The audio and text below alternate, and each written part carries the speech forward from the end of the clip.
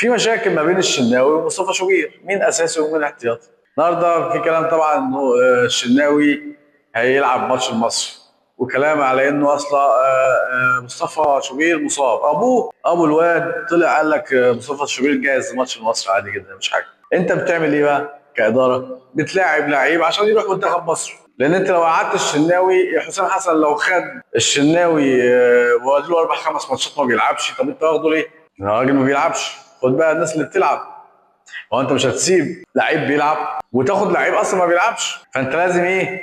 موائمه سياسيه. على راي واحد قال لك دي سياسه، يعني الكوره ما فيهاش كده. فالشغل اللي بيعمله ده، التدخلات الاداريه بتاعه اداره الاهلي، ده شغل مش هينفع. لازم انت يبقى عندك تصنيف واحد واضح لحارس المرمى. مين حارس مرمى الاهلي رقم واحد؟ حد يعرف؟ حد هيقول لك مصطفى شوبير، وحد هيقول لك الشناوي، محدش يعرف.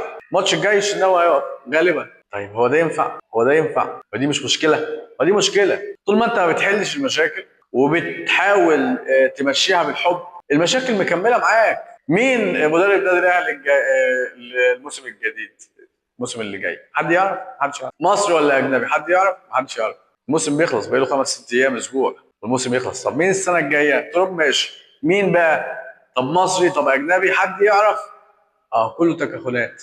الاداره نفسها مش واخده قرار. فاداره الاهلي محتاجه انها يبقى عندها رؤيه واضحه في مشاكلها وفي حلول لمشاكلها. المشكله مش ان امام عاشور الوكيل بتاعه قال ان هو عايز يمشي، لا. على فكره مروان عطيه برضه محدش عارف مروان عطيه طلباته في التجديد ايه. طبعا عشان هو خط وسط مش مهاجم ومش نجم، فمحدش بيتكلم عنه. مروان عطيه عاوز يضاعف عقده، ده مش يضاعفه، ده خليه 3 اضعاف. عايز 60 70 مليون، عايز 80 مليون. الراجل بياخد 15 برضه و12، فعاوز حقه. يقول لك انا اساسي في منتخب مصر، انا اساسي وبعدين جاي له عروض خليجيه على فكره، يعني جاي له عروض خليجيه بارقام. فانت هتعمل ايه في كل ده؟ لا احنا مش هنتكلم، احنا اهم حاجه ما نتكلمش عن المشاكل. لا، في مشاكل، وانت مش هينفع تجدد لمروان عطيه وانت كنت عارض على ديانج 1,800,000 دولار عشان يقعد. مش هينفع تقول لمروان عطيه خد 20 مليون واسكت. ازاي يا عم؟ انت كنت هتدي ديانج 100 مليون جنيه واصلا ما بيلعبش اساسي وما بيعملش ربع اللي انا بعمله. فانت ازاي بقى وانا بيلعب جنبي؟ انا مش هقول لك زيزو اللي بيلعب قدام، انا بكلمك على واحد بيلعب جنبي ديانج. انت عرضت عليه 100 مليون جنيه، انت بقى جاي تديني 20؟ مش هياكل ولا يشرب معايا الكلام ده. انا عندي الخليج هيديني 100 مليون جنيه. فدي مشكله طبعا ما حدش بيتكلم عنها، لكن مشكله. الاهلي فيه مشاكل، لو ما اتحلتش احنا هنشوف السنين الجايه نفس السنه دي. لو ما اتحلتش المشاكل دي احنا هنشوف السنين الجايه نفس المشاكل. اعمل سقف يا باشا للتعاقدات، جيب زيزو وتريزيجيه وقول له انا مش هدفع الارقام دي. طب انت ماضي معايا عقد، ابيعك يا باشا، ابيعك، انا مش عايز ادفع الارقام دي. وشوف عروض لهم في الخليج واعمل سقف للتعاقدات. لو وافقوا يعللوا عقودهم خير وبركه، ما انتوا عملتوا مشكله. ما وافقوش يتباعوا لان الفرقه بتفك.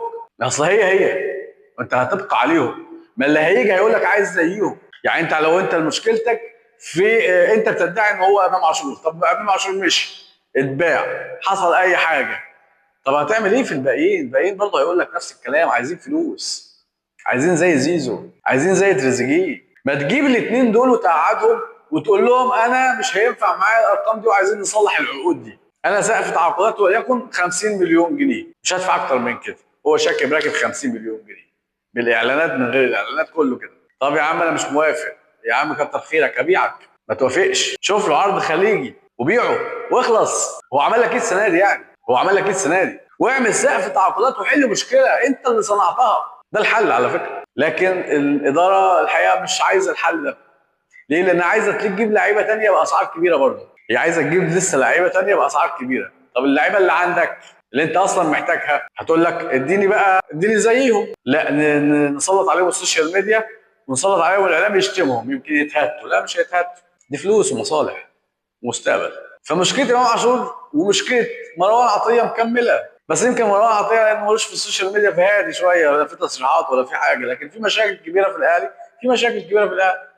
هو كوكا لغايه دلوقتي ما اتجددش ليه؟ ما هو نفس الحوارات ونفس المشاكل ونفس الحوار. ليه؟ لانك انت جايب بن عامر بمليون وشويه، مليون و200 الف دولار، ومش سادد في الباك الشمال، مش سادد. كوكا بيسد عنه شويه.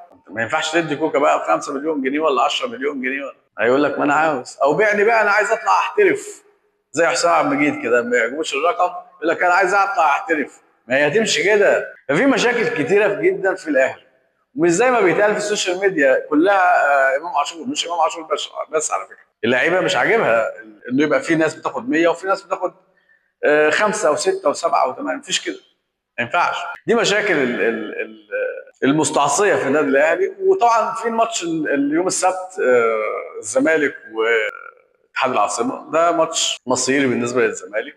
نتمنى التوفيق للزمالك، ونتمنى ان هو يقدر يعمل نتيجه ايجابيه ويفوز. لازم يفوز 2-0 في الحقيقه علشان يقدر يحصل على الكونفدراليه. نتمنى ان هو يستطيع ان هو يفوز 2-0. هو الزمالك قادر ان شاء الله، وجمهوره في كلام انه يعني التذاكر نفذت، وده شيء جيد لان ده معناه ان الجمهور هيملى الاستاد. واتمنى التوفيق للزمالك، واتمنى الزمالك يبقى قادر ان هو يفوز بالكونفدراليه، واتوقع ان شاء الله. شكرا جدا لكم.